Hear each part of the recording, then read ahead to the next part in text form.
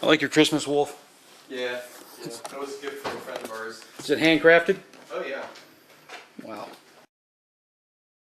Oh well, like I said, you're in a great spot for the start of the American walking trail. I really think this is in many ways, I think Sussex County, Delaware is a microcosm of the U.S.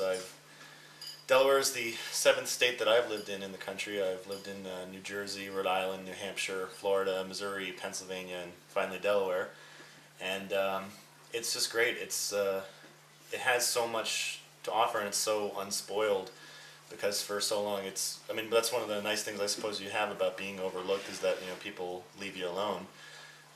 It's the farmlands, the beaches, the privacy, but also being within a stone's throw of major metropolitan cities like Philly and D.C. and Baltimore, and it's good. It's good.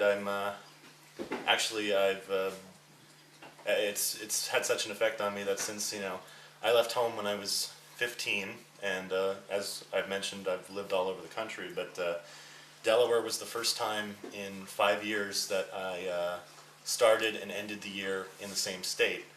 So, and for being such a nomadic kind of person, that really just shows a lot. And I'm not making any plans to leave anytime soon. I think it's a really wonderful place to live, and I think it's just a great place to be. I live in a geometric dome house that was construction began in 1989. 92. I'm sorry, in 1992, and still ongoing, but it's pretty much finished. Live on a good-sized chunk of property out here. It gives us gives me and my partners a chance to enjoy our privacy, but also be accessible to people who want to join in and see, with what we have to offer. We are Wiccan. We hold sweat lodges on the property, which is an incorporation of Native American sweat lodges, incorporated with some of our tradition. In the back, we have a meditation labyrinth that is pretty interesting. It's been under construction for a couple of years now, but slow and steady. We're getting there. For a couple of our holidays like Samhain and Yule, or in other words, Halloween and Christmas, it's really it really just looks so magical because there's candles placed on all of the stone, and you walk through and just let yourself be guided. I mean, I kind of asked Evo before what was it representing the difference between a labyrinth and a maze, and he said, well, a labyrinth is more of a process, a journey that is set before you. It represents life and death and just other things of that nature. So